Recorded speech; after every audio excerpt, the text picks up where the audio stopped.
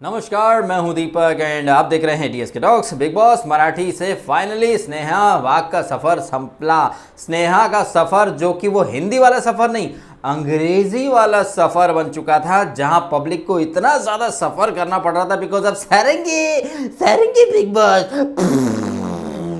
इतना मतलब घटिया क्वालिटी का वो गेम खेल रही थी। आई थिंक इसको डेफिनेटली मेकर्स टॉप 5 तक लेके जरूर जाते, लेकिन इस कदर ये नेगेटिव जा रही थी। टाइम एंड अगेन बार बार इसे फीडबैक दिया जा रहा था कि अब वुमन कार्ड खेल रही हो, ये सारंगी सारंगी का बकवास, कोई एग्जिस्टेंस नहीं है तुम्हारा शो के अंदर। तुम TV industry, specially Marathi TV industry का एक काफी बड़ा नाम हो, लेकिन तुम यहां पर जय दुधाने के इर्द गिर्द मधुमक्खी जैसे गुड़ के ऊपर और कुछ गंदी मक्खियां गोबर के ऊपर भिन भिनाती हैं। ऐसे ही स्नेहा वाघ भी एक मक्खी की तरह इधर उधर भटक रही थी, उसका कोई खेल नहीं था। और एक तरह से देखा जाए तो वो जय दुधाने के रहमो करम पर टिकी हुई थी। कई लोग हो सकता है मेरी बात से इत्तेफाक ना रखें, लेकिन स्नेहा जो है वो यूज एंड थ्रो मटेरियल थी, जो कि जय दुधाने ने काफी अच्छे तरीके से यूज करा।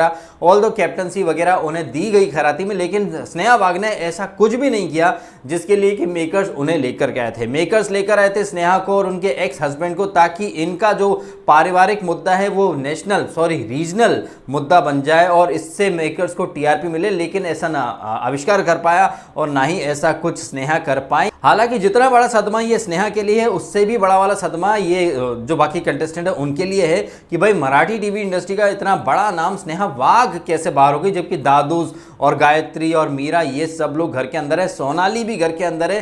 तो कहीं ना कहीं ये घर वालों के लिए एक बहुत बड़ा आई ओपनिंग मोमेंट है। हालांकि कई लोग स्नेहा के इस इविक्शन से बहुत सरप्राइज्ड हैं, शॉक हैं, बट मुझे ऐसा लग रहा है कि मेकर्स ने जानबूझकर ये निर्णय लिया है, क्योंकि स्नेहा जिस तरह से नेगेटिव जा रही थी, बहुत ही घटिया क्वालिटी का वो गेम था। इनफैक्ट गेम ही नहीं था, तो ऐसी खिलाड़ी को टॉप 5 तक लेकर के आना कहीं ना कहीं बहुत ज़्यादा नुकसानदेह हो सकता था मेकर्स के लिए। इसलिए मेकर्स यहाँ पर स्नेहा को उन्होंने बाहर करना ही मुनासिब समझा। इधर स्नेहा बाहर गई, उधर यहाँ जय दुधाने फूट फूट कर रो रहा है। इनके ग्रुप की इक्वेशंस चेंज हो रही है। हमें पता चल रहा है कि बिग बॉस मराठी हाउस में इस वीक की थीम है मुंबई, और ये थीम अनाउंस होती है वैसे ही मास्टरमाइंड उत्कर्ष शुरू कर देता अपनी प्लानिंग की। लोकल ट्रेन में सीट आपाधापी रहती है, पहले कौन घुसना चाहिए, ऐसा कुछ होगा। उधर हम वही निब्बा निब्बी वाली लव स्टोरी देख रहे हैं, सोनाली की विशाल की, रूठना मनाना, ओ दिलबर जानिया ये ले, मैंने तुझे कुछ सामान दिया था, कपड़े लेते, तू वापस कर, मैं तेरा वापस करूं, फिर वही रूठना, फिर मनाना। और हमने जो प्रोमो देखा, पता चल रहा है कि भाई सोनाली का तो कोई अक्षय नाम का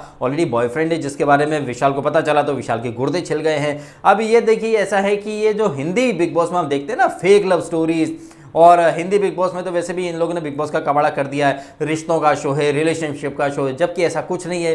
बिग बॉस एक सर्वाइवल गेम शो है, जहां आपको विपरीत परिस्थितियों में विपरीत मेंटेलिटी के लोगों के साथ रहना है, और कैसे आप एडजस्ट करते हो, कैसे आप परफॉर्म करते हो, कैसे पब्लिक का दिल जीतते हो, ये बेसिक कॉन्सेप्ट है बिग बॉस का। लेकिन अब मुझे लग रहा है कि मराठी बिग बॉस में भी फेक लव स्टोरीज का एलिमेंट यहाँ पर ठूंसा जा रहा है, डाला जा रहा है। जैसे कि हमने देखा जय और स्नेहा के बीच में जबरदस्ती अतरंगी वाली लव स्टोरी वो चल रही थी, कभी उठा रहे हैं बाहों में, कभी कुछ कर रहे हैं, कभी कुछ कर रहे हैं, जो कि पब्लिक को पसंद नहीं आता है। लेकिन यहां हम देख रहे हैं कि विशाल और सोनाली के बीच में जबरदस्ती एक लव एंगल ठूंसा जा रहा है, जिसका कोई सिर पैर लॉजिक कुछ नहीं है। लेकिन यहां रूठना मनाना, और विशाल को भी ऐसा कौन सा हर्ट हो जाता है यार, कौन सा 7 जन्मों से तुम सोनाली को जानते हो जो उसने बात छुपा रखी, या उसकी कोई बात दिल पे लग जाती है यार। यहां पर तो लोग फैमिली तक पर आ जाते हैं। हिंदी बिग बॉस में हमने देखा ही है, स्वामी ओम तो लोगों को बाप के ड्रैग कर लाता था। हमने देखा ही कैसे माँ बहन की गालियां वगैरह दी जाती हैं। आपको पता है कि बिग बॉस में ऐसी ऐसी चीजें होती कि लोग ऐसे कटु शब्द आपको बोलते हैं कि आप लड़ो झगड़ो, प्रोवोक किया जाता है आपको। Instigation is a part of game,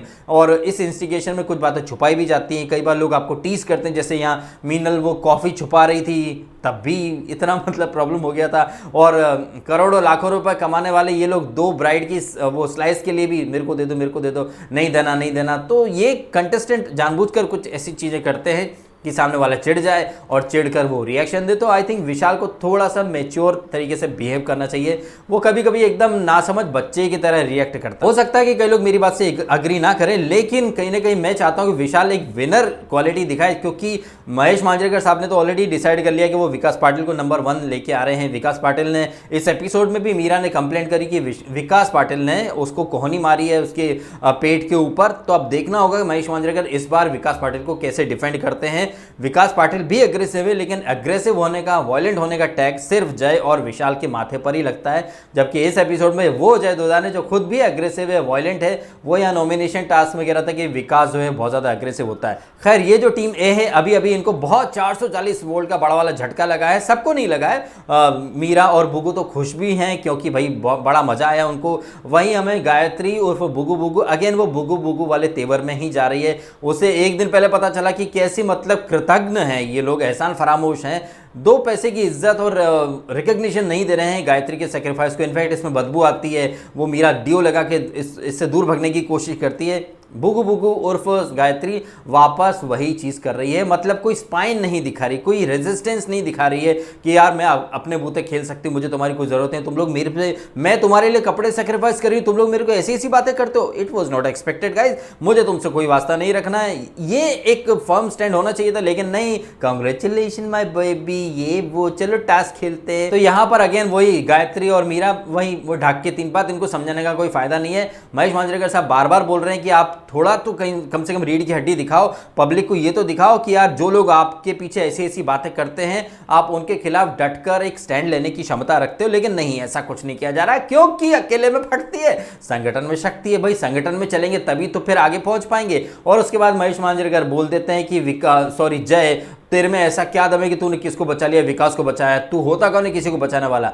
मैं पहले भी कह चुका हूं कि नॉमिनेशन में लाया ही नहीं जाता था गायत्री को, स्नेहा को, स्नेहा तो वैसे भी मेकर्स बचा ही रहे थे। तो यहां पर महेश मांजरेकर साहब ने जो जय से कहा था ना कि तू कौन होता है किसी को बचाने वाला, ये आधा सच था। आधा सच ये है कि कई वीक से हम देख रहे हैं कि मीरा को, गायत्री को, दादूस को ये लोग नॉमिनेशन में लाते ही नहीं थे। जब आप नॉमिनेशन में आओगे नहीं तो ऑब्वियसली आपको एलिमिनेशन का डर नहीं होगा। अब यहाँ क्या है कि बिग बॉस मराठी में most of the elimination public voting के आधार पर ही हो रहे हैं, और ये भी सच है कि most of the time Gayatri, Meera, दादूस को ये लोग बचाने की हर संभव कोशिश करते आए हैं। इस फैक्ट को इग्नोर नहीं किया जा सकता। तो जय दोदाने जो बार बार कहता है ना कि उसकी वजह से ये लोग टिके, मीरा टिकी, गायत्री टिकी, ये भी एक सच है। लेकिन महेश मांजरेकर साहब ने सिर्फ आधा सच बोला कि तू कौन होता बचाने वाला। महेश मांजरेकर साहब ने यह नहीं बोला था कि हाँ जय, तू वाकई में इन लोगों को नॉमिनेशन में नहीं लाता है जिस वजह से ये लोग के ऊपर एलिमिनेशन का खतरा नहीं मंडराता। लेकिन अब स्नेहा खुद आगे बढ़ के वो सेक्रीफाइस करा था उसने, और वो बलि का बकरा बन गई। और अब ये लोग का फेवरेट जो है दादूस, वो भी एलिमिनेशन की तलवार लटक रही है, क्योंकि यहाँ नॉमिनेशन स्पेशल जो लोकल ट्रेन की थीम के आधार पर कौन टीसी पैसेंजर बन के आओ, टिकट लेके आओ, एक्सपेक्टेड था उत्कर्ष बार बार सामने वाली टीम के लोगों को ही वो श्रेड करेगा उनके फोटो, लेकिन यहाँ पर दम दिखाया है मीनल ने। आप देखिए कि विकास और विशाल एक बार भी वो टीसी वाला बैच नहीं ले पाए, लेकिन again Meenal out of nowhere आई और उसने वो टीसी वाला बैच लगाकर, एक्सपेक्टेड था क्योंकि इस टीम का टारगेट था दादूस और सामने वाली टीम का टारगेट था कि दादूस को बचाना है। तो यहाँ पर कहीं ना कहीं देखा जाए तो अगेन टीम बी ने बाजी मार ली है। विशाल विकास नहीं, यहाँ पर अगेन मीनल ने, जैसे वो डायमंड वाली टास्क में मीनल ने डायमंड चुराए थे, डायमंड उठाए थे, चुराए नहीं सॉरी उठाए थे और दम दिखाया था। यहाँ पर विकास एंड विशाल ने फिर से डिसअपॉइंट करा और मीनल ने दम दिखाया है, जिसकी बदौलत दादूस जो है वो नॉमिनेशन में आ चुका है। अब दादूस को कहीं ना कहीं एक सांत्वना दी जा रही है कि कंसिस्टेंसी मैटर करती है। दादूस जितने भी प्लेयर गए ना सब स्ट्रॉन्ग गए। अच्छा वाकई में सुरेखा स्ट्रॉन्ग थी क्या, ये स्नेहा स्ट्रॉन्ग थी क्या, और वो कौन थी वो फेक फेमिनिस्ट, मैं तो नाम भी भूल गया, वो तृप्ति देसाई, वो स्ट्रांग थी क्या? जी नहीं, कोई स्ट्रांग नहीं थे। ये सब बहती हवा में चल रहे थे, जैसे बहते हुए पानी के अंदर मरी हुई मछलियां भी आगे निकल जाती है, ठीक ऐसे ही यहाँ पर इस ग्रुप के लोग भी बहते हुए फ्लो के साथ मरी हुई मछलियों की तरह आगे बढ़े जा रहे थे और इन लोगों को लग रहा था कि हम अपने बूते आगे बढ़ रहे हैं। ये गलतफहमी के गुब्बारे अपने आप फूट गए हैं। अब यहाँ दादूस भी नॉमिनेट हो चुका है। देखना इंटरेस्टिंग होगा कि दादूस को बचाने के लिए मेकर्स कोई निंजा टेक्निक लाते हैं, किसी और को निकालते हैं या नहीं निकालते, यह हम देखेंगे। अदरवाइज चांसेस तो पूरे हैं कि इस बार दादूस का पत्ता कट जाएगा। अब देखते हैं अगले एपिसोड में कैप्टनसी टास्क होगी। विशाल जो कि बार बार बोल रहा है कि वो अकेला खेलेगा, किस कदर ये गेम नई करवट लेता है, देखना इंटरेस्टिंग होगा।